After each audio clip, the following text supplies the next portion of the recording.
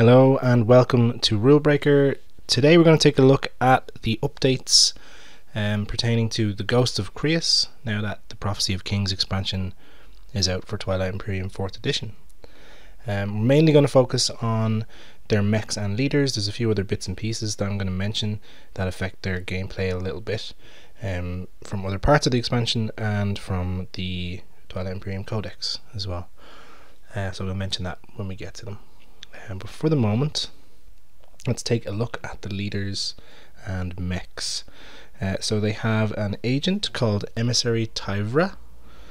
They have a commander called Sai Saravas, and they have a hero called Riftwalker Mayan. And then they have a mech called Icarus Drive. Pretty cool. So let's take a look, starting with the agent here. After a player activates a system that contains a non-delta wormhole, you may exhaust this card. If you do, that system is adjacent to all other systems that contain a wormhole during this tactical action. So, lot to unpack there. There are lots of different types of wormholes in the game now. There's the delta wormhole, which is the ones that are specific to the Ghosts of Creuss. Their home system here of Creuss is off the board and requires a delta wormhole to connect to the board. It can also be connected to their flagship, so they have multiple ways of getting around from their home system. There's an alpha wormhole, a beta wormhole, and now a gamma wormhole, and those three are featured on the off the board hex of Malice that you see here that comes with the Prophecy of Kings expansion box. And the reason why I mention this is because I think this agent is quite tightly linked to Malice here, which starts the game in a sort of dormant state where nobody can get to it until they explore and find it using the explorer actions. But once it's available, it flips over and it essentially becomes this hub of all the different types of wormholes specifically useful to the Ghosts of Creuss, really. And their agent here allows them to connect any of these three different types of wormhole together. It doesn't have to be the Malice hex, it can be any other hex that has them on it, or it could be different wormholes that the Creuss have generated. But this once per turn thing means that the ghosts have this extreme maneuverability where they can get from lots of different places to lots of other options, making them as maneuverable as you would have wanted them to be in the base game. This just amplifies it that bit more. It's pretty cool. So the thing that they were meant to be was like this race that have access to all corners of the board. That was a little bit more restrictive than I felt it could have been in the base game. I feel like this commander and the addition of this new Malice hex create this kind of new possibility for the Ghosts of Creuss to do that sort of thing now. So this is really different type of play. Nobody else has this type of maneuverability, so yeah, lots of options for the Ghosts player with this one. Alright, let's take a look at Sai Saravas here, the commander, who unlocks when you have units in 3 systems that contain alpha or beta wormholes. So that's 3 different systems, and they have to have an alpha or beta wormhole. Like for example, if you do have units in Malice, that would only count as 1 system, not 2 systems. Okay, so once you've done that, you flip over the card, and it then has the ability, after your ships move, for each ship that has a capacity value and move through 1 or more wormholes, you may place 1 fighter from your reinforcements with that ship if you have unused capacity in the active system. So that's an always on ability. That's not a once per turn thing like your agent. That's just something that always happens. So if you have a lot of carriers or things like that, upgraded cruisers perhaps, a dreadnought flying around, the chances are as ghosts you're going to be zipping between wormholes a lot anyway. This is just a nice little bonus of getting a fighter attached to anything with capacity, and fighters are kind of like free shields. Like they take a hit instead of your main ship if you're involved in a combat. So that's a nice little defensive thing, gives them a little bit of a boost. And there's no reason why you wouldn't want to do this unless you're planning on picking up troops from a different planet and moving them on or something. So really cool commander, defensive and offensive a little bit in the same time, and yeah, really interesting. As for their hero, Riftwalker Mayan, unlocks after 3 scored objectives, just like every other hero I've seen so far. When you've done that, you flip it over and it becomes the Singularity Reactor, and that's an action, and it says swap the positions of any 2 systems that contain wormholes or your units other than the Creuss system and the wormhole nexus, then purge this card. So a huge galaxy shifting action, right? So you can literally take hexes off the board, pick them up, 2 of them, and move them around, and that like could be absolutely massive, right?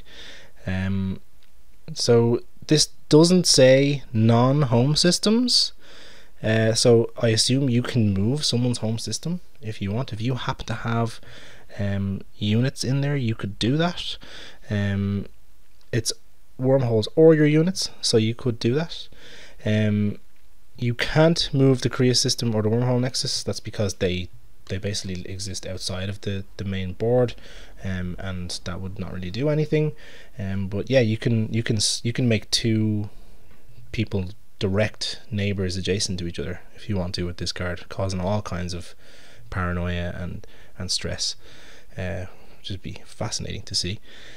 You do purge the card, so it's a once per game action. It's gone after you've done it the first time, but loads of potential for hijinks here. It also doesn't mention anything about you not being able to move Mechatol Rex, so you could fly some of your own units in to Mechatol Rex, then you could use this Singularity Reactor to move Mechatol Rex far away from somebody who's trying to take it, or into a place behind some kind of anomaly systems like a supernova or a nebula, in order to slow people down trying to take you.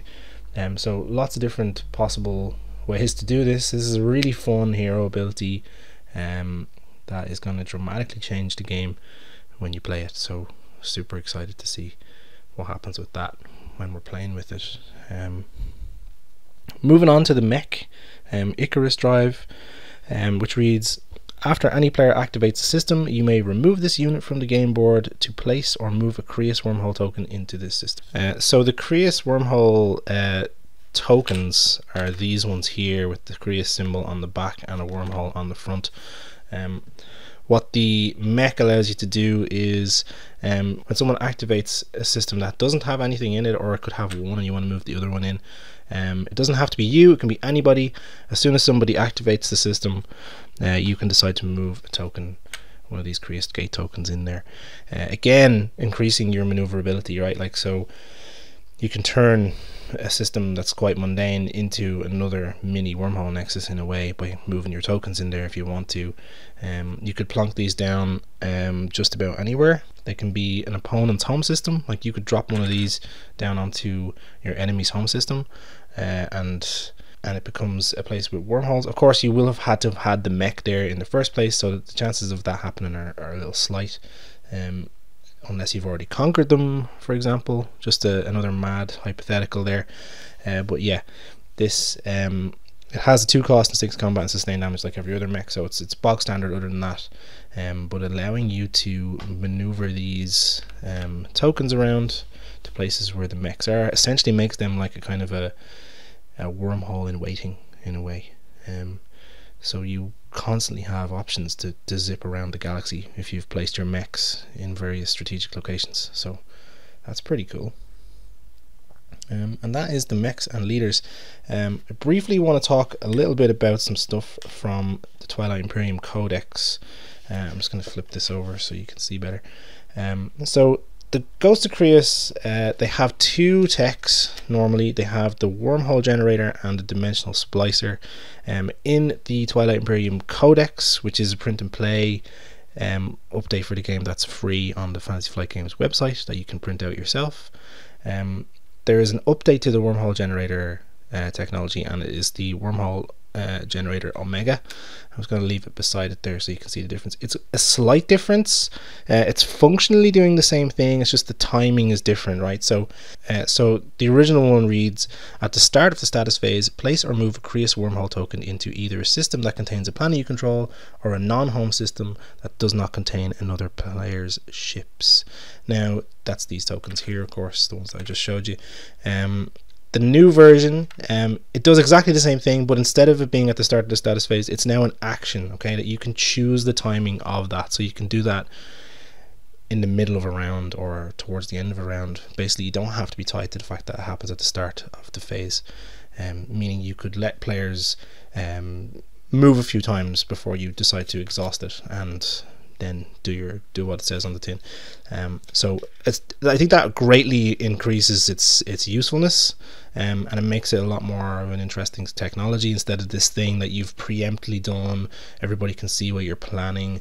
A lot of the times it kind of made it seem really obvious what you were going to do, and not the case anymore thanks to that upgrade. So again, it's a really nice update that I think you should get for yourself, print it out, get someone to print it for you, go to a print store, give them the file, they'll do the work for you, which will cost you a few quid, and get it done, because it's worth it. It really balances it out a little bit more, and it improves the Ghosts of Creuss just a little bit more and brings them closer to the fold as well. Yeah, so that's kind of it for them. That's the main stuff. I think what's happened here is with the Prophecy of Kings update, I feel like the ghosts are now what they should have been before. This whole thing with the agent being able to do the thing where you can make wormholes adjacent to each other, that's great. That's what that should have been before. I feel like that just kind of corrects the where the ghosts were before and makes them what I always felt like they should be. This singularity reactor is hilarious. I think there's a lot of potential to have some fun with that. I feel like that's going to be one of those actions in the game that, as the ghost player, you could regret it if you do it wrong. So be very careful with it. Mess up some more people at the table. Like you could totally take the player who's in the lead's home system and move it like totally the other side of the board into the middle of two aggressive races or something. You could move Mech Rex. You could move an anomaly. It's mad. It's all kinds of crazy. Very unpredictable, and I think unpredictability is exciting in this game, and the ghosts needed that. I think they've taken a big boost with that sort of thing going on. I'm not sure if they're going to be one of the strongest races in the game as a result of this, but I do think they're going to be more fun to play. And as always, if you have played as the Ghosts of Creuss in a game of TI4 with Prophecy of Kings, please let us know in the comments how you got on, what you saw, any new stuff that's happened. I know that there has been a lot of chatter about their flagship being a potential weakness, allowing people to fly into the system that their flagship is in and then gaining access to their home system because of the Delta wormhole. I'd be very curious if anybody has experienced a change to that behavior as a result of any of the updates. I'm not sure that that's happened, but I'd love to know. So if you've seen anything, do please comment away in the channel there. And that's it for the ghosts. One of the more interesting factions in the game have now kind of come to their own a little bit more.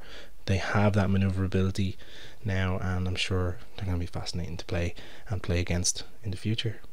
So this has been Rulebreaker. Thanks for watching. We'll be back soon, and see you later.